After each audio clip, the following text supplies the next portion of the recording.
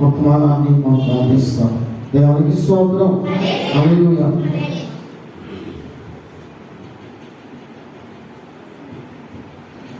స్థలానికి క్షేమంగా తీసుకొచ్చిన దేవునికి ప్రాప్తం ఆహ్వానించినటువంటి దైవజనులకు దేవనామములు కుడులకి అందరూ కూడా వందనాలు తెలియజేస్తున్నాను. మత్తయి సువార్త 5వ అధ్యాయము 4వ వచనాన్ని చదువుకుందాం. దుఃఖపడువారు ధన్యులు, వారు ఓదార్చబడదు. చిన్న ప్రార్థన. పరిశుద్ధమైన తండ్రి, భూమి మీద నీవు మనుషులకు ఇచ్చినటువంటి ధన్యకరమైనటువంటి అనుభవాలను నాయన, మనుష్యుని యొక్క అనుభవాలను మేము ధ్యానిస్తూ ఉండగా ఈ రాత్రి ప్రత్యేకముగా ఈ స్థలం ముందు కూడి ఉన్నాం నాయన. ప్రతి వ్యక్తిని, ప్రతి హృదయమును మీరు దర్శించటకు సర్వాధికారం కలిగినటువంటి దేవుడు, నిలిచిన మేము వట్టి పాత్రం నాయన, మమ్మల్ని నింపి నడిపించుటకు సర్వాధికారం కలిగినటువంటి కృపను బట్టి నేను స్తుతిస్తూ యేసు పరిశుద్ధ నామమున చున్నాం తండ్రి, ఆమేన్. దేవుని స్తోత్రం. దైవజనులు మంచి వాక్యాన్ని మనకి చదివి వినిపించారు. యేసు ప్రభు వారు కొండ మీద ప్రసంగం ప్రారంభిస్తూ మనుష్యునికి ఇవ్వబడినటువంటి ధన్యతలను గురించి ఆయన చెప్పడం జరిగింది. ఇవి నిజముగా మనిషి జీవితంలో కలిగి ఉండడం గొప్ప ఆశ్చర్యమే. నమ్మని వారు దేవుని స్తోత్రం చెప్తాం. హల్లెలూయా, హల్లెలూయా. ఈ ధన్యత నీలో ఉంటే డబ్బు నీలో ఉన్నా లేకపోయినా బ్రతికేస్తాం. బంధువులు నీ దగ్గర ఉన్నా లేకపోయినా బ్రతుకుతాం. ఆస్తి నీ దగ్గర ఉన్నా లేకపోయినా నీవు బ్రతకగా. ఎప్పుడో తెలుసా, ప్రభు నీకు అనుగ్రహించే ధన్యకరమైనటువంటి అనుభవం నీలో ఉన్నప్పుడు ఖచ్చితంగా ప్రభు మనలను, మన బిడ్డలను సమృద్ధి చేత పోషిస్తాం. దేవుని స్తోత్రం. చదవనటువంటి లేఖన భాగంలో యేసు ప్రభు మంచి మాటను జ్ఞాపకం చేశాడు. దుఃఖపడువారు ఏం చేసేవారు? దుఃఖపడేవారు ధన్యులు అన్నాడు. అంటే ఏడవమని ప్రభు చెప్పినటువంటి మాట కాదు. దుఃఖం అనేది ఎప్పుడు కలుగుతుంది అంటే, చేసిన పాపం పశ్చాత్తాపడుతున్నప్పుడు దుఃఖం కలుగుతుంది. అది నిజమైనటువంటి దుఃఖం. అది ఎక్కడి నుంచి వస్తుంది అంటే హృదయంలో నుంచి వస్తుంది. దుఃఖపడే వారందరూ ఓదార్చబడరు. కాబట్టి హృదయమందు పశ్చాత్తాపడేవారు మాత్రమే ఓదార్పు పొందుతారు, ధన్యకరమైనటువంటి అనుభవాన్ని కలిగి ఉంటారు. ఈ రాత్రి ఒక వ్యక్తిని మీకు జ్ఞాపకం చేసి నేను వాక్య భాగాన్ని ముగిస్తాను. 88వ కీర్తన మొదటి చరణం నుండి మొదటి 5 చరణాలు చదువుకుందాం. యెహోవా నాకు రక్షణకర్తవగు దేవా, రాత్రి వేళ నేను నీ సన్నిధిని మొర్రపెట్టిన నాడు నా ప్రార్థన నీ సన్నిధిని చేరుగాక. నా మొరకు చెవియొగ్గుము. నేను ఆపదలతో నిండి ఉన్నాను. నా ప్రాణము పాతాళమునకు సమీపించి ఉన్నది. సమాధిలోనికి దిగువారిలో నేనొకనిగా ఎంచబడితిని. నేను త్రాణి లేని వాని వలె అయితిని. చచ్చిన వారిలో విడువబడిన వాడినైతిని. నేను సమాధిలో పడి ఉన్న అతులలో ఒక్కని వలె అయితిని. దేవుని స్తోత్రం. భక్తుడు తన జీవితంలో తనకు కలిగినటువంటి దుఃఖాన్ని, బాధను, తన జీవితంలో ఉన్నటువంటి బాధను తనంతట తాను చెప్పుకోకుండా, ధనవంతుడైతే ఆస్తి సంపాదించి ఏం చేశాడు? తన ప్రాణంతో తానే చెప్పుకున్నాడు కదా. చాలా మంది బాధలో దేవుడికి చెప్పరు, పక్కింటి వాళ్ళకి చెప్తారు. ఎవరు చెప్తారు? పక్కింటి వారికి, ఎదురింటి వారికి, కనబడిన వారికి నా బాధ ఎలా ఉంది ఏం చెప్పనా. మనం మళ్ళీ బాధ చెప్పేస్తారు. మళ్ళీ ఏమంటారు? ఏం చెప్పనమ్మా ఎలా ఉంది నా బాధ. చెప్పేవారు చెప్తూనే ఉంటారు, మరలా చెప్పలేదంట. కానీ ఈ భక్తకారుడైనటువంటి వ్యక్తి తాను దేవునికి ప్రార్థన చేస్తూ తన స్థితిని దేవుని ఎదుట పెడుతున్నాడు. అదేమిటి అంటే, నాకు రక్షణకర్తవగు దేవా అని ప్రార్థన చేస్తున్నాడు. దుఃఖంలో ఉండి ఇతని ప్రాణం ఎంత దుఃఖకరమైంది అంటే, సమాధిలోనికి వెళ్ళిపోయేటంత దుఃఖం ఇతనికి ఉందా? ఎంత దుఃఖం ఉంది? సమాధిలోనికి వెళ్ళిపోయేంత బాధ ఇతను. మనిషి సమాధి చేరడం కంటే బాధ వేరే ఏదైనా ఉందా? ఏదైనా ఉందా? ఏది లేదు. చనిపోతున్నాను అంటే తన బాధ తనకే తెలుస్తుంది. మరణమును మించినటువంటి బాధ మరొకటి లేదు. కాబట్టి ఈ కీర్తనకారుడు తన హృదయంలో ఉన్న బాధ అంతా ఎవరి ఎదుట పెడుతున్నాడు అంటే దేవుని ఎదుట పెడుతున్నాడు. తన కలిగిన దుఃఖాన్ని దేవుని సన్నిధిలో వెల్లడి చేస్తున్నాడు. అలా వెల్లడి చేస్తూ అంటున్నాడు, రాత్రి వేళ నేను నీ సన్నిధిని మొర్రపెట్టినాడు, నా ప్రార్థన నీ సన్నిధికి చేరునుగాక. దేవుని స్తోత్రం. ఎక్కడ చేరాలంటున్నాడు? నీ సన్నిధికి చేరాలి. చాలా మంది పక్కింటో తిడుతూ గోళ్ళు తిడతాం. ఎందుకోసం? ఈ తిట్లు ఎక్కడ చేరాలని? పక్కింటోళ్ళకి చేరాలని. ఎవరు తిడతారు? వంకెట్టుకొని కోళ్ళను కుక్కలను వంకెట్టి పక్కింటోళ్ళు తిడతారు. అంటే వీళ్ళు రాయబారం పంపిస్తారు గొడవకి. అలాగే కొంతమంది కొన్ని సూచనలు పంపిస్తారు మనుషులు గొడవ పెట్టుకోవడానికి, లేకపోతే ఏదైనా సమస్య రావడానికి. కానీ భక్తుడైతే తనకున్నటువంటి బాధను వెళ్ళగలుగుతూ ఎక్కడికి చేరాలంటున్నాడు? దేవునికి చేరాలంటున్నాడు. దేవుని యొద్దకు చేరాలంటున్నాడు. దేవుని యొద్దకు చేరకుండా అది ఏ మనిషి యొద్దకు చేరలేదు. అక్కడ జ్ఞాపకం చేస్తూ అంటున్నాడు, నా ప్రార్థన నీ సన్నిధిని చేరునుగాక, నా మొర చెవియకుము, నేను ఆపదలతో చూడండి ఏమైపోయాడంట? ఎండిపోయాడు. ఇప్పుడు ఆపద లేని మనిషి ఎవరైనా ఉన్నారా? ఎవరైనా ఉన్నారా?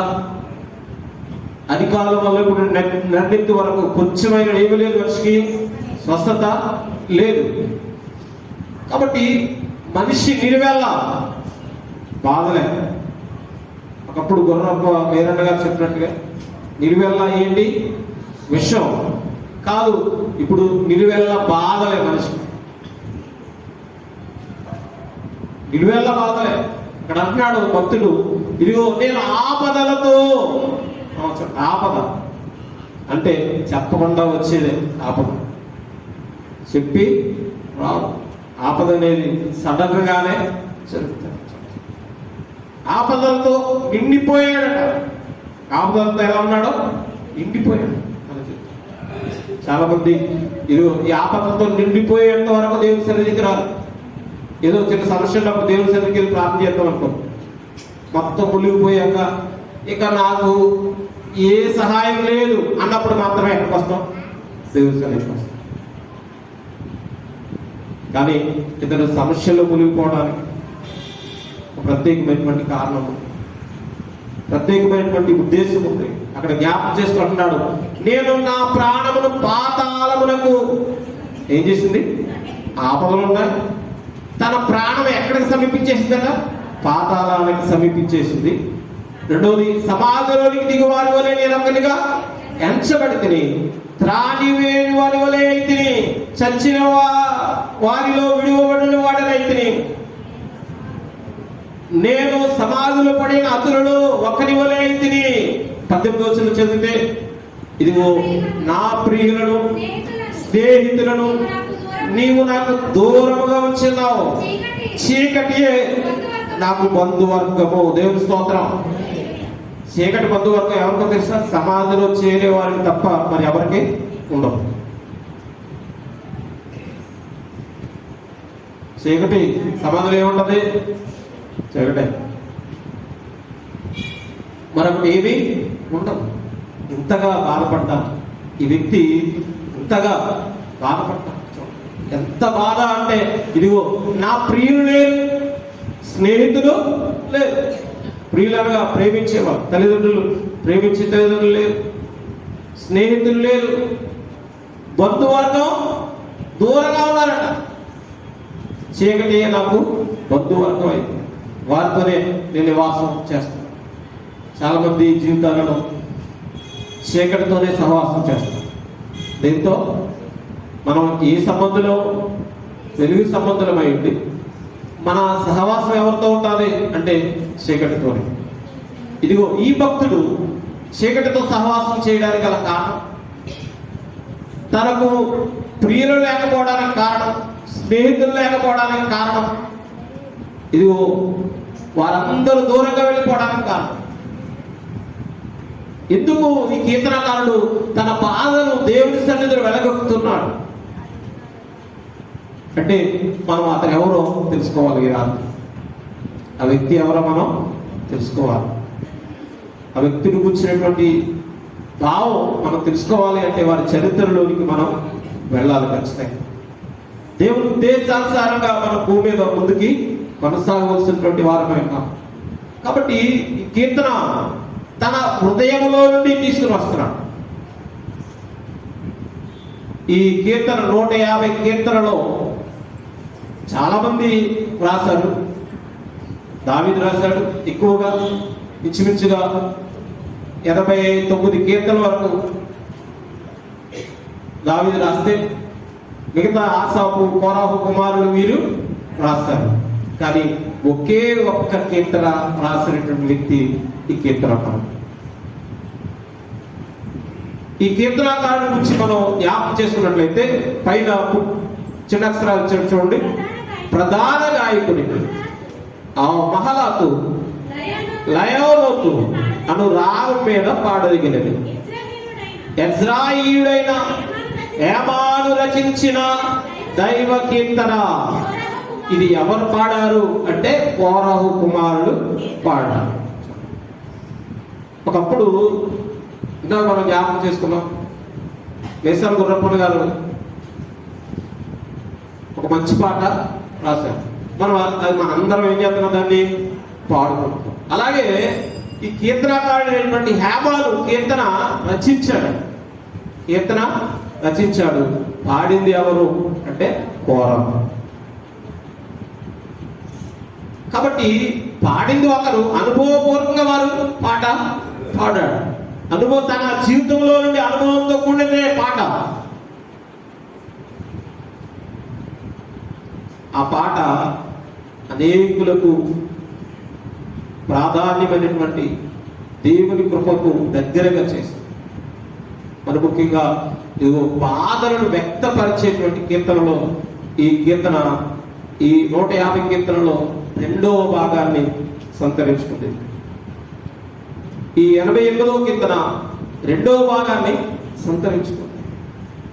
కాబట్టి ఈ హేమాను ఎవరు అసలు, ఎందుకు తను బాధపడుతున్నాడు, ఎందుకు ఈ కీర్తన రాశాడు, ఎందుకు తన దుఃఖాన్ని దేవుని సన్నిధిలో వెళ్ళబడిచాడు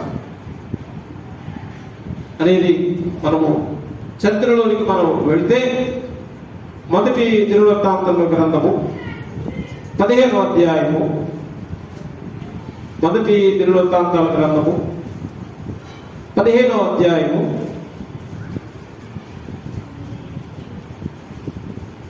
17వ వచనాన్ని జ్ఞాపకం చేసుకుందాం. అందరూ తీరి ఉంటుంది.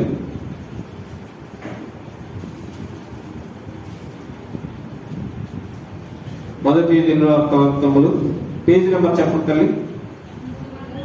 347వ పేజీ.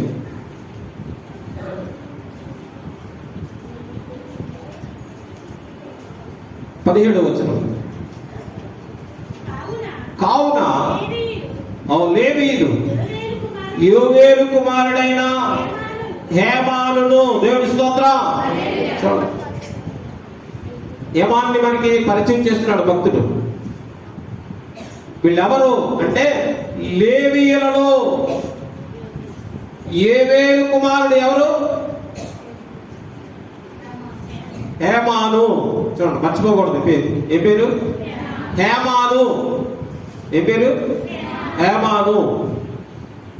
ఏవేలు కుమారుల్లో కుమారుడు ఏవేలు, క్షమించాలి, ఏవేలు కుమారుడు హేమాను. ఇతడు లేవీలతో కలిసి ఉన్నాడు. లేవీలతో కలిసి ఉన్నాడు. ఎందుకొరకు అంటే దావీదు ఆస్థానంలో ఇంచుమించుగా 800 కంటే ఎక్కువ మంది గాయకులు ఉన్నారు. 800 మంది గాయకుల కంటే ఎక్కువ గాయకులు ఉన్నారు. వారిలో ఇదిగో ఏవేలు వంశంలో నుండి వచ్చిన వారు 120 మంది. ఏవేలు వంశం నుండి వచ్చిన వారు 120 మంది. 7వ వచనం చదువుదాం. గెర్షోను సంతతికి అధిపతియగు ఏవేలును వారి బంధువులను 130 మంది. దేవుని స్తోత్రం. ఏవేలు సంతతిలో 130 మంది ఉన్నారు. ఎవరు వీళ్ళు? గాయకులు. ఎవరు వీళ్ళు? గాయకులు. ఈ గాయకులను ఎవరు ఏర్పాటు చేశారు అంటే దావీదు ఏర్పాటు చేసుకున్నాడు. దావీదు తన ఆస్థానంలో గాయకులను ఏం చేశాడు? ఏర్పాటు చేసుకున్నాడు. ఏర్పాటు చేసుకున్నటువంటి ఈ గాయకులను అనేకులు ఉన్నారు. ఒకటి అహరోను సంతతి వారు ఉన్నారు. రెండవది లేవీలు అనబడ్డ వారు ఉన్నారు. తర్వాత మోరాబీయులలో అధిపతి అయిన ఆషాయు అని బంధువులలో కొంతమంది ఉన్నారు. ఎబ్రోను సంతతి వారు ఉన్నారు. ఉజ్జియాయేలు సంతతి వారు ఉన్నారు. వీరందరినీ కూడా దావీదు ఏం చేశాడు? ఎన్నిక చేసుకున్నాడు. ఎన్నిక చేసుకున్న వారిలో ఈ వ్యక్తి ఏవేలు యొక్క కుమారుడు ఎవరు? హేమాను. ఈ హేమాను తన జీవితంలో దేవుని యొద్దకు రావడానికి దావీదు ఒక మార్గాన్ని చూపించాడు. దేవుని స్తోత్రం. దావీదు ఒక మార్గాన్ని చూపించాడు. ఇదిగో ఇంత బాధల్లో ఉన్నటువంటి ఇతరుకి దావీదు దేవుని యొద్దకు వచ్చి పాడడానికి, దేవుని యొద్దకు వచ్చి స్తుతించడానికి ఒక మార్గాన్ని ఏర్పాటు చేసుకున్నాడు. దావీదు ద్వారా ఎక్కడికి వస్తున్నాడు అంటే దేవుని స్తుతించడానికి వస్తున్నాడు. ఎక్కడికి వచ్చాడో తెలుసా? మొదటి వరుసలోకి వచ్చాడు. ఎక్కడికి వచ్చాడు? మొదటి వరుసలోకి వచ్చాడు. అక్కడ చూడండి, 17వ వచనం నుంచి మనం చదివితే, కావున లేవీయులు యోవేలు కుమారుడైన యోవాను బంధువులకు బెరాకా కుమారుడైన ఆషాపు తమ బంధువులకు మెరారీల కూషాయిహు కుమారుడైన యాతామును వీరితో కూడా 2వ వరుసలో ఉన్నారు. వాళ్ళు కూడా యాతాము వీళ్ళందరూ ఎక్కడ ఉన్నారు? వెనక వరుసలో ఉన్నారు. మొదటి వరుసలో ఏమన్నారు? ఇదిగో హేమాను ఉన్నాడు. కాబట్టి మొదటి వరుసలో ఉండి పాడడానికి దేవుడు తన దావీదు ద్వారా దేవుడు ఎన్నిక చేశాడు. కాబట్టి ఇతను పాడడం వలన ఇతని జీవితం అంతా మారిపోయింది. దేవుని యొద్దకు నడిపించబడడం వల్ల ఇతని జీవితం అంతా కూడా మారిపోయింది. ఎంత బాధలలో ఉండి దేవుని యొద్దకు వచ్చి దేవుని స్తుతించడం అనేది తన జీవితంలో అలవాటు చేసుకున్నాడో అతని బాధలన్నిటినీ దేవుడు తీసివేశాడు. నమ్మురావు దేవస్వామి చెప్తాం, తన బాధలన్నీ దేవుడు తీసివేశాడు. దేవుని సంకల్పములో నిలిచినటువంటి ఏ వ్యక్తి అయినా ఓదార్చబడకుండా దేవుని సన్నిధి నుండి బయటికి వెళ్ళాడు. నా ప్రియమైన దేవుని పిల్లలారా, ఇక్కడ ఈ హేమాను మొదటి వరుసలో ఉండి దేవుని స్తుతించడానికి కారణం ఎవరు? దావీదు. మనందరం దేవుని సన్నిధిని స్తుతిగా చెల్లిస్తున్నాం అంటే ఎవరిని బట్టి? దైవజనుని బట్టి. దేవుని సన్నిధిలో గానం చేసేవారిని, దేవుని సన్నిధిలో జ్ఞానవంతులైన వారిని ఎలా వాడుకున్నాలో దేవునికి తెలుసు, దైవజనునికి తెలుసు. నువ్వు ఎలా వాదార్చబడడానికి, నువ్వు ఏ స్థితిలో ఉన్నా దైవజనుడు ప్రేరేపిస్తాడు. దేవుడు నీటికి రప్పిస్తాడు. నిన్ను దేవుని యొద్దకు నడిపించడానికి, నీకున్న బాధలు తీసివేయడానికి, నీకున్న సమస్యలు తీసివేయడానికి, నీకున్న బంధకములను తీసివేయడానికి, నీకున్న బలహీనతను తీసివేయడానికి దావీదు హేమాను నడిపించినది చాలా శ్రేష్టమైనది. ఎంత శ్రేష్టమైంది అని మనం భావించాలి. అంటే ఉన్నతమైనటువంటి స్థానాన్ని హేమానికి దేవుడు ఇవ్వబోతున్నాడు. నమ్మిన దేవుని స్తోత్రం చెప్తాం. హల్లెలూయా, హల్లెలూయా. ఎవరిని బట్టి? ఎవరిని బట్టి? దావీదుని బట్టి. దావీదు దేవుని హృదయానుసారం. దావీదు ఎవరు హృదయాన్ని ఎరిగినవాడు? దేవుని హృదయానుసారం. కాబట్టి ఎవరిని వాదార్చాలో, ఎవరిని బలపరచాలో ఎవరికి తెలుసు? దేవునికి తెలుసు. అలాగే దేవుని హృదయం ఎరిగినటువంటి దావీదుకు కూడా తెలుసు. నీవు నేను బలపరచబడాలన్నా, ధైర్యపరచబడాలన్నా హేమాను వల్లి దేవుని సన్నిధికి వచ్చి ఏం చేయాలి? నీవు స్తుతిగానం చేయాలి. చాలా మంది నిన్న పాట ఇవ్వలేదంటే ఇవాళ నిలబడు, నిన్న పాట ఇవ్వకపోతే ఎలా వాళ్ళకి ఎత్తారు కదా మీరు. కాదు కాదు, హేమాను ఎంత బాధలో ఉన్నాడు. హేమాను ఎంత బాధలో ఉన్నాడు. సమాధి వరకు వెళ్ళిపోయాడు. తనకి చీకటి మాత్రమే కొంత వరకు, అయినా దేవుని స్తుతించడం. ఎక్కడున్నాడు? మొదటి వరుసలో ఉన్నాడు. చాలా మంది జీవితాలు మొదటి రోజు ఒకలా ఉంటారు, రెండో రోజు మూడో రోజు వెనక్కి వెళ్ళిపోతూ ఉంటారు. లైన్ వెనక్కి వెళ్ళిపోరు, ఎదరికి రాదు. దేవుని స్తుతించడంలో ఎదరికే రాదు, వెనక్కి వెళ్ళిపోతూ ఉంటారు వరుస. నువ్వు పాడు వెనక కాదు కాదు. నీ జీవితంలో హేమాను పొందిన దీవెన నీవు కూడా ఓదార్పు నీవు కూడా పొందాలి అంటే ఖచ్చితంగా దేవుని స్తుతించే సంఖ్యలో నీవు మొదటి వరుసలో ఉండాలి. అంతేకాదు దేవుడు అతన్ని ఎంతగా దీవించాడు అంటే చూద్దాం, చూడండి. మొదటి రాజుల గ్రంథము 4వ అధ్యాయము 31వ వచనాన్ని జ్ఞాపకం చేసుకుందాం. మొదటి రాజుల గ్రంథము. అతడు అందరు దీవెన తల్లి, అందరూ చూస్తారు కదా వాక్యం, నన్ను తప్పుగా భావించకండి. అతడు సమస్తమైన వారి కంటేను, ఎజ్రాయియుడైన ఏతాను కంటేను, మహోలు కుమారుడైన హేమాను కల్కోలు కంటేను జ్ఞానవంతుడై ఉండెను. దేవుని స్తోత్రం. హేమానికి ఒక జ్ఞానాన్ని ఇచ్చాడు. ఆ జ్ఞానం ఎటువంటిది అంటే సొలొమోనుతో సమానంగా ఇచ్చాడు. పై వచనానికి వెళ్దాం. 29వ వచనం. దేవుడు జ్ఞానమును బుద్ధిని వర్ణింప సత్యము కాని వివేకముల మనస్సును సొలొమోనుకు దయచేసిన కనుక సొలొమోను కలిగిన తూర్పు దేశపు జ్ఞానుల కంటే ఐగుప్తీయుల జ్ఞానము కంటే అధికమై ఉండెను. చూడండి, ఇది ఓ జ్ఞానులో ఒక్కరిగా ఎంచబడ్డాడు. ఎవరో తెలుసా? హేమాను. దేవుని స్తోత్రం. ఎలా ఎంచబడ్డాడు? ఎక్కడికి రావడం వల్ల? ఎక్కడికి రావడం వల్ల? దేవుని సన్నిధికి రావడం. చాలా మంది దేవుని సన్నిధికి రాక ఈ దీవులను ఏం చేస్తా తెలుసా? పోగొట్టుకుంటాం. నా సన్నిధిని ఎవరైనా దీనుడే నలిగి హృదయం కలిగి ఉంటాడు, వాటిని నేను ఏం చేస్తాను? దృష్టించుతాను ఖచ్చితంగా. ఇదిగో హేమాను దృష్టించాడు దేవుడు. సొలొమోనుకు ఇచ్చిన జ్ఞానాన్ని ఎవరికి ఇచ్చాడు? హేమానుకు ఇచ్చాడు. ఇదిగో తన స్నేహితులు లేరు, బంధువులు లేరు, చీకటే తన బంధువర్గం అనుకున్నాడు.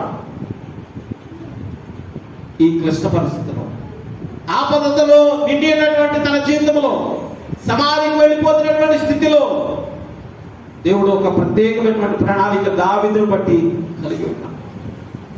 ఈ ఉపవాస ప్రార్థనలు మనం ఆదరించబడ్డాం, జ్ఞానవంతులుగా తీర్చబడుతున్నాం. అందుకోసమే అపోస్తలుడు పౌలు అన్నాడు, సమయమును పోనీయక అజ్ఞానం వలే కాక జ్ఞానం వలే ఉండాలి. ఖచ్చితంగా ఉండాలి. అంటే మనం ఎక్కడ ఉండాలి? దేవుని సన్నిధిలో ఉండాలి ఖచ్చితంగా. ఇదిగో హేమాను దేవుని సన్నిధికి రావడం వల్ల ఒకటి గాయకుడయ్యాడు. అతడు వారందరికంటే గాయకుడు. రెండవది జ్ఞానవంతుడయ్యాడు. మూడవది అక్కడ చెప్తున్నాడు, మొదటి దినవృత్తాంతములు 6వ అధ్యాయం 33వ వచనాన్ని జ్ఞాపకం చేసుకుందాం. మొదటి దినవృత్తాంతములు 6:33 చదువుతాను. ఈ ప్రకారం తమ కుమారులతో కలిసి కనిపెట్టుచున్న వారెవరనగా, చూడండి, కహతీయుల కుమారులలో గాయకుడకు హేమాను. దేవుని స్తోత్ర. చూడండి, కనిపెట్టే వాళ్ళలో ఉన్నాడట.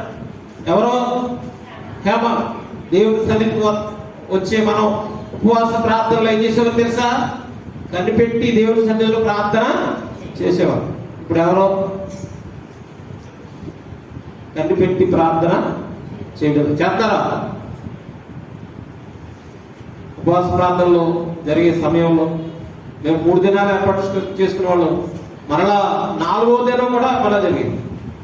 లేదు, కాదు, జరగలేదు అంటే 5వ దినం కూడా దేవుని సన్నిధిలో గడిపేవాడు. మా ప్రార్థనకు జవాబు వచ్చేంత వరకు దేవుని సన్నిధిలో నిలుచుండేవాడు. లేదు, నా తోటి సోదరుడు రాలేదు, అతను ప్రోత్సహించడానికి ప్రార్థన చేసేవాడు. అతనితో కలిసి ప్రార్థన చేసేవాడు. కనిపెట్టి వారిలో ఎవరున్నాడు? హేమాను ఉన్నాడు. నీవు కూడా దేవుని సన్నిధికి వస్తున్నావు.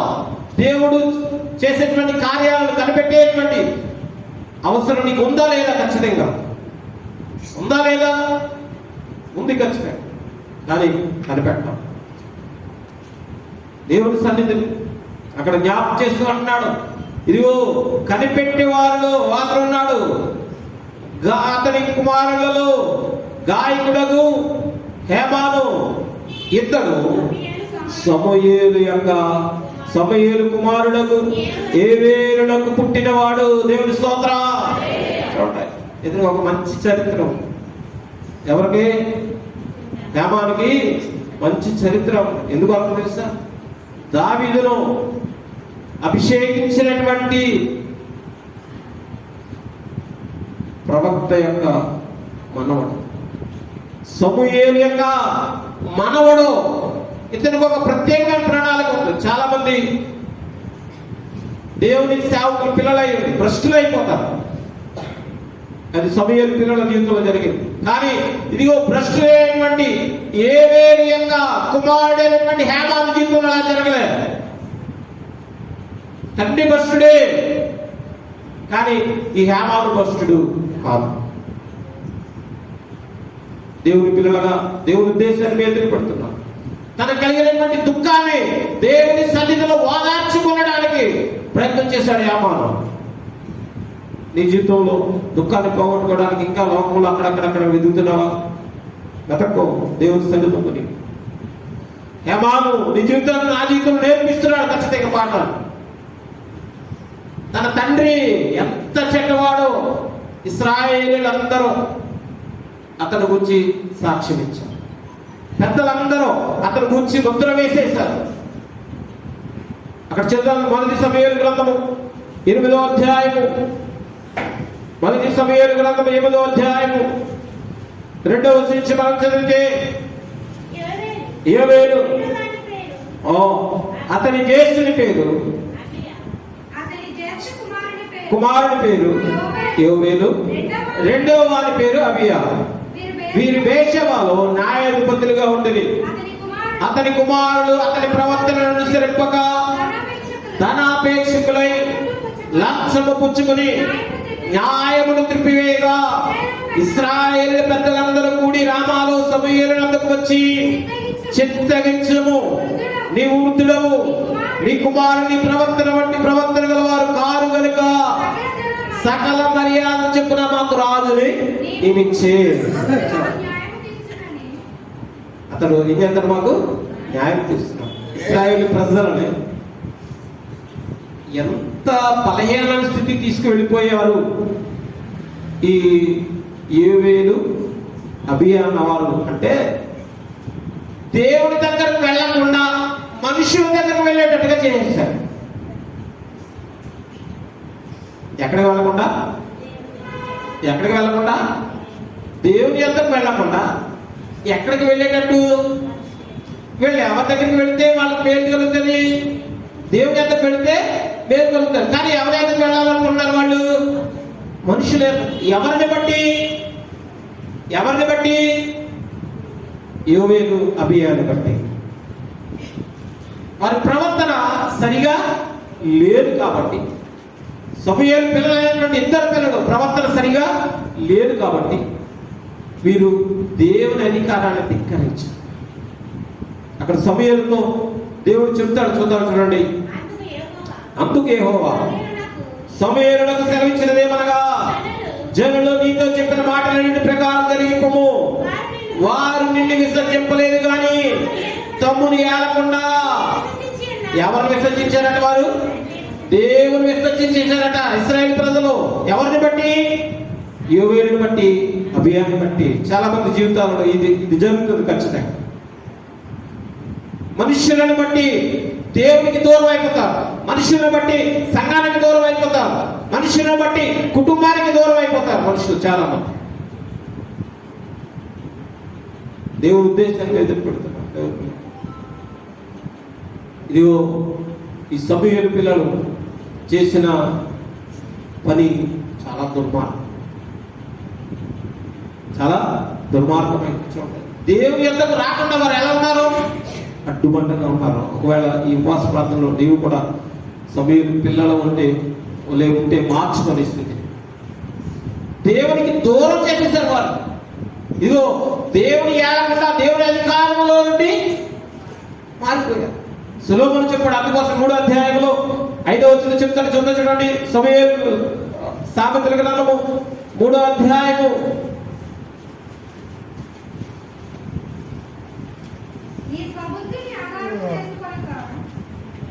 5వ వచనం చదవండి. 6వ వచనం, నీ ప్రవర్తన అంతటేయండు ఆయన అధికారములకు ఒప్పుకొనుము, అప్పుడు ఆయన నీ త్రోవలన్నీ ఏం చేస్తాడు? సరళం చేస్తాడు. ఇశ్రాయేలు మార్గంలో ఉన్నటువంటి మార్గాన్ని ఏం చేశాడు? ఆయన సరళం చేశాడు.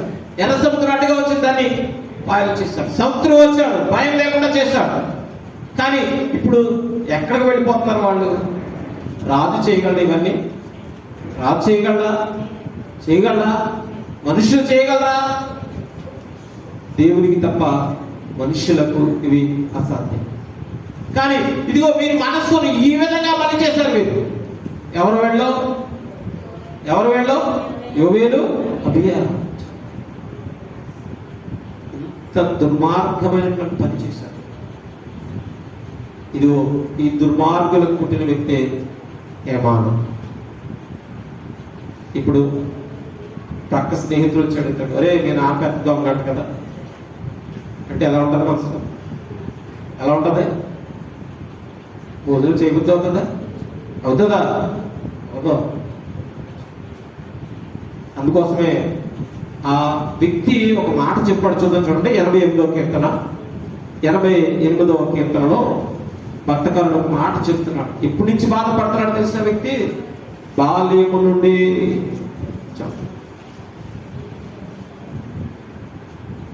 15వ వచనం, బాల్యము నుండి నేను బాధపడి సావులకు సిద్ధమై తిని. దేవుని స్తోత్రం. ఎప్పుడు నుంచి ఉందండి బాధ? బాల్యం. దొంగోడు కొడుకుని ఎవరన్నా చేర్చుకుంటాడు? దుష్టుని ఎవరైనా చేర్చుకుంటాడా? ఒరే చెడ్డోడు చాలా జోలికి ఆడతో అంటే వాడికి వాడు ప్రేమించేవారు ఉంటారా? వాడికి స్నేహితులు ఉంటారా? ఎవ్వరూ. అదే చెప్పాడు 18వ వచనంలో, నా ప్రియులను నా స్నేహితులను నాకు దూరముగా వెళ్ళిపోయారు. నాకు బంధువులు ఉన్నారంటే సేవకుడు మాత్రమే, అంటే ఒంటరి బ్రతుకు మాత్రమే. దేవుని నామములో ఈ విషయాన్ని జ్ఞాపకం చేస్తున్నాను. తల్లిదండ్రులుగా మనం జాగ్రత్త తీసుకోకపోతే మన బిడ్డల పరిస్థితి ఏమవుతుందో ఒకసారి జ్ఞాపకం చేసుకో. ఖచ్చితంగా వారు ఎంత బాధలోనికి వెళ్ళిపోతారో జ్ఞాపకం చేసుకో. ఏ వేరుని బట్టి హేమాను ఎంత బాధలోనికి వెళ్ళిపోయాడు. చిన్ననాటి నుండి ఏం కలిగింది? బాధలు ఆపదలు. వీరు చేసిన దుర్మార్గం అన్నింటి కాదు. 8వ అధ్యాయం మనం చదివితే చాలా దుర్మార్గమైనటువంటి పనులు వారు చేస్తారు. సమూయేలు పిల్లలు దేవునికి దూరం చేయడం మాత్రమే మీకు జ్ఞాపకం చేశారు. నా ప్రియ దేవుని పిల్లలారా, అక్కడ చెప్తూ అంటున్నాడు, బాల్యము నుండి నేను ఇదిగో ఇటువంటి వ్యక్తికి, ఇదిగో సమూయేలు మనవడైనటువంటి ఈ హేమానికి ఒకటి దేవుడు జ్ఞానం ఇచ్చాడు, రెండవది గానం చేసే భాగ్యాన్ని ఇచ్చాడు, మూడవది మరి ప్రతి ఉదయం నా దేవుని స్తుతించేటువంటి భాగ్యాన్ని ఇచ్చాడు. మొదటి దినవృత్తాంతములు 16వ అధ్యాయం 41వ వచనం.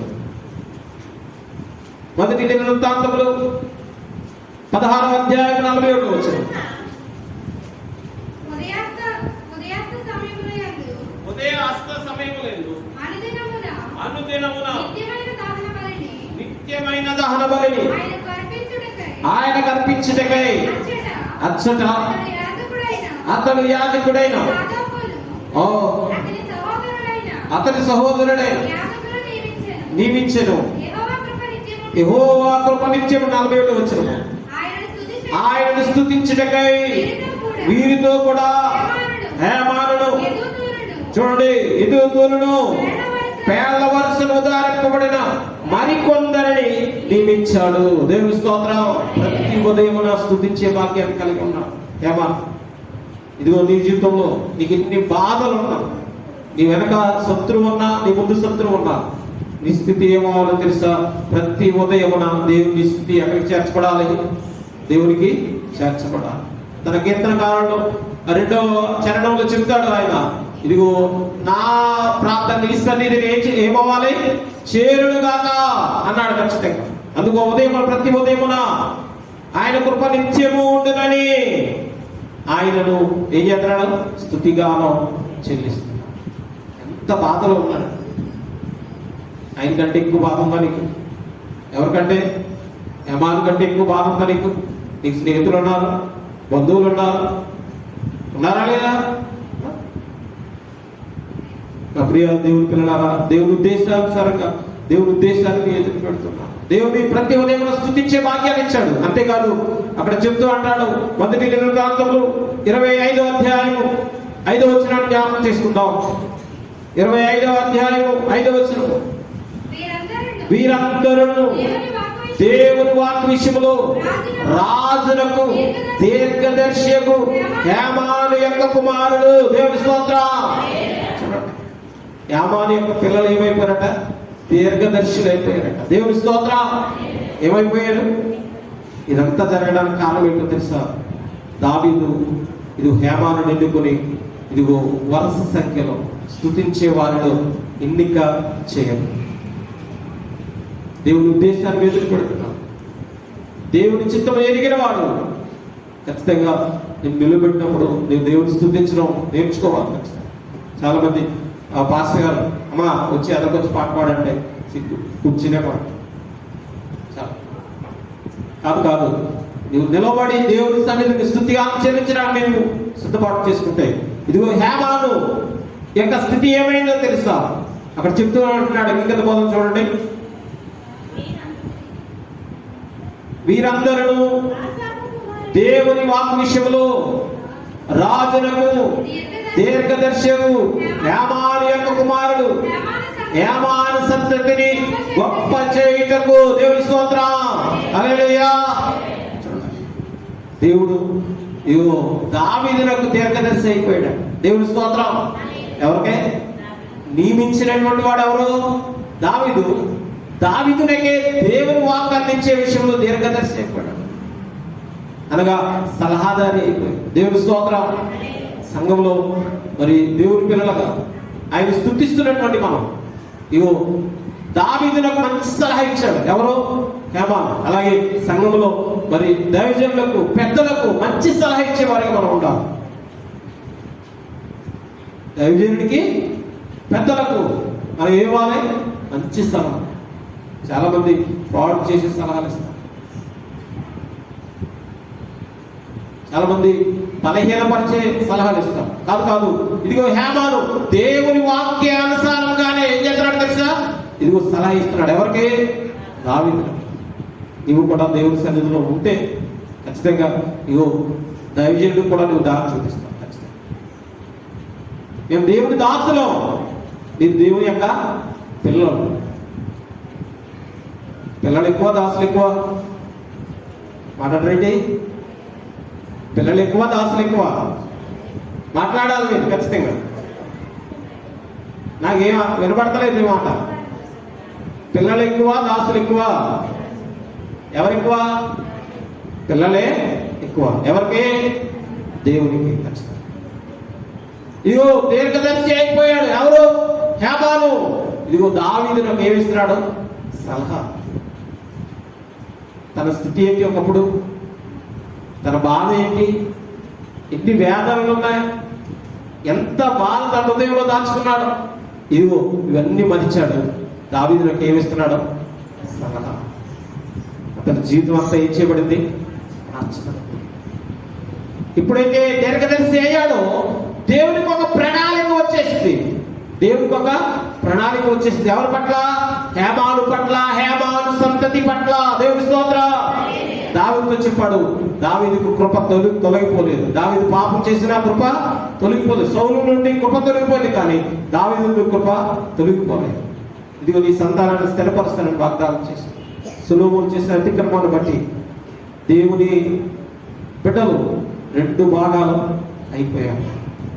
నా ప్రియ దేవుని పిల్లల, దేవుని జనాంగమా, ఇక్కడ జ్ఞాపకం చేస్తున్నాడు, వీరందరూ దేవుని వాక్కు విషయంలో రాజులకు దీర్ఘదర్శియకు హేమాను యొక్క కుమారుడు, హేమాను సంతతిని గొప్ప చేటికై దేవుడు హేమానులకు, చూడండి, హేమానులకు ఎంతమంది? 14 మంది కుమారులను, 3 కుమార్తెలను దేవుడు ఇచ్చాడు. చప్పటి దేవుని నామమున మహిమపడతాం. ఇప్పుడు చీకటి నాకు బంధువర్గం అన్నాడు, నాకు స్నేహితులు లేరన్నాడు, నన్ను ప్రేమించేవారు లేరన్నాడు. దేవుడు అందరినీ దేవుడు ఏం చేసి తెలుసా? సమకూర్చాడు. 14 పిల్లలను దేవుడు కుమారులను ఇచ్చాడు, 3 కుమార్తెలను దేవుడు ఇచ్చాడు. ఎంత భాగ్యం అండి! ఎక్కడ నుండి? సమాధిలోనికి వెళ్ళిపోయే వారి స్థితి నుండి సంపూర్ణంగా ఆనందించే స్థితి వరకు దేవుడు అతను ఏం చేశాడు? నడిపించాడు. ఎప్పుడు నడిపిస్తాడో తెలుసా? ఇది దావీదు ఏర్పాటు చేసుకుని దేవుని స్తుతించడంలో మొదటి వరుసలో తాను ఎన్ని బాధలున్నా, ఎన్ని సమస్యలున్నా దేవుని సన్నిధిలో వారు ఏం చేశారు? నిలబడ్డారు. నీ జీవితంలో హేమాను వలె ఎన్ని బాధలైనా ఉండొచ్చు, ఆ బాధలన్నీ ఎరిగిన వాడు ఎవరో? దేవుడే. అందుకోసమే ఈ కీర్తనలు బైబిల్కి మైంగా ఉండే బుక్. దీన్నే బైబిల్ ప్రవక్తలు లేకపోతే ఎక్స్పర్ట్స్ ఏమంటారంటే దేవుని హృదయము అంటారు. ఎవరి హృదయం? దేవుని యొక్క హృదయం. కాబట్టి ఇది హేమాను యొక్క హృదయంలో నుంచి వచ్చినది. ఈ కీర్తన ఒకే కీర్తన రాశాడు, ఒకే కీర్తన రాశాడు, కానీ ఎక్కడి నుంచి వచ్చిందని? హృదయంలో నుండి. చాలా మంది ప్రార్థన చేస్తారు కానీ ఎక్కడి నుంచి చేయరు? హృదయంలో నుంచి రాదు ప్రార్థన. ఎక్కడి నుంచి రాదు? ఏమో భక్తుడు చేశాడు ప్రార్థన, భక్తుడికి ఉన్న శ్రమలు నీకు కూడా ఉన్నాయి, బాధలు ఉన్నాయి, బలహీనతలు ఉన్నాయి, బంధకాలు ఉన్నాయి, కానీ భక్తులు హృదయంలో చేసిన ప్రార్థన నీ హృదయంలోంచి రాకపోతే నీ బాధలు ఎలా తీరుతాయి? నీ సమస్యలు ఎలా తీరుతాయి? నీకున్న బంధకాలు ఎలా పోతాయి? రాత్రి ప్రభు సన్నిధిలో నిలిచినటువంటి మనం ఖచ్చితంగా మనలో మనం దేవుని ఎదుట సిద్ధపాటు చేసుకోవాల్సిన వారు. ఇది హేమాను ఎంత సంతోషం అంటే, ఇప్పుడు ఇదిగో తనకు స్నేహితులు వచ్చారు, తనకు ప్రియులు వచ్చారు. 18 వచ్చిన చదువుతాం. 18 వచ్చిన 88వ కీర్తన 18. నా ప్రియులను స్నేహితులను ఏమైపోయారు? ఒకప్పుడు ఆ కీర్తన రాసినప్పుడు తన ప్రియులు లేరు, స్నేహితులు లేరు, బంధువర్గం లేరు. ఎప్పుడైతే దేవుడు స్తుతించాడో 14 మంది పురుషుల కుమారులను, 3 కుమార్తెలను దేవుడు ఇచ్చాడు. అంతేకాదు, ఇదిగో ఈ సంతానం పట్ల దేవుడికి ఒక ప్రత్యేకమైనటువంటి ప్రణాళిక ఉంది. దేవుడి స్తోత్రం, హల్లెలూయా. ఎవరు ఈ సంతతి పట్ల? హేమాను యొక్క సంతతి పట్ల దేవుడికి ఒక ఏముంది? ప్రణాళిక. అక్కడ చదువుదాం. 25వ అధ్యాయం మొదటి దినవృత్తాంతములు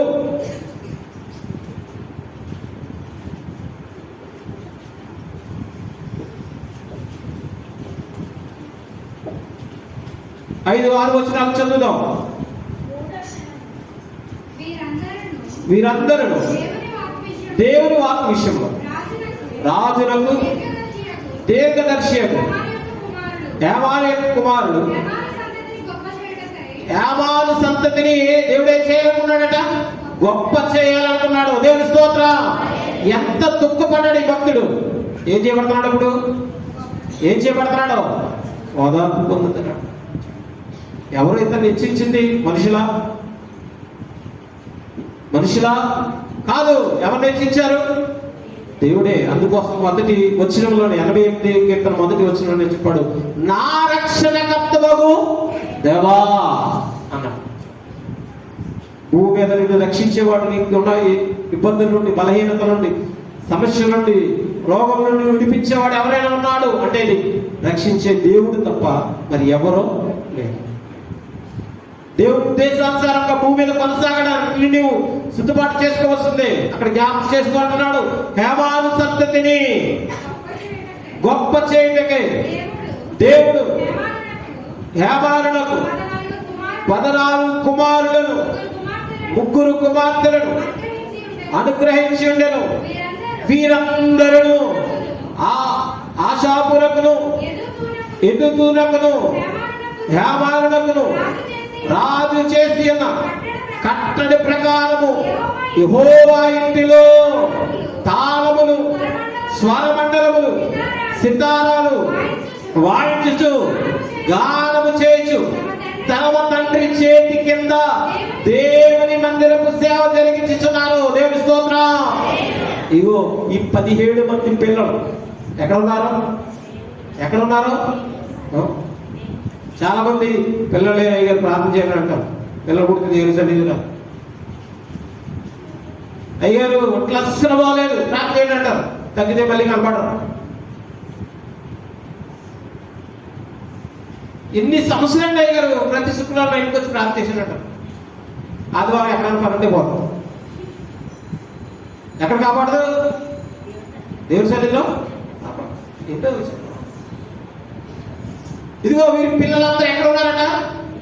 హేమాను పిల్లలందరూ ఎక్కడ ఉన్నారు? దేవుని సన్నిధిలో. మరి మీ పిల్లలు ఉన్నారా? ఎక్కడ ఉన్నారా? మీ పిల్లలు ఉన్నారా? మా పిల్లలు ఉన్నారా? దేవస్థానం చెప్పండి. దేవుని స్తోత్రం. దేవుడు మిమ్మల్ని హేమాను వల్లే దీవించిందిగా. హేమాను సంతతి పట్ల దేవుడు ఒక ప్రణాళిక ఉంది. దేవుడికి హేమాను సంతతిని దేవుడు ఏం చేయాలనుకున్నాడట? గొప్ప చేయాలన్నాడు. దేవుని సన్నిధిని ఈ ఉపవాస కూడికలను ఇదిగో నీ దుఃఖం నీ రక్షణకర్త అయిన దేవునికి తెలియచేయడానికి నీవు దేవుని సన్నిధిలో కనిపెట్టి విజ్ఞాపన చేయి.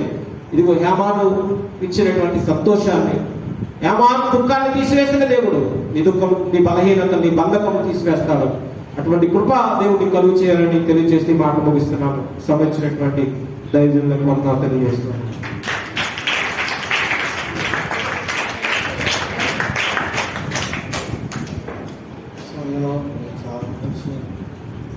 వర్తమానాన్ని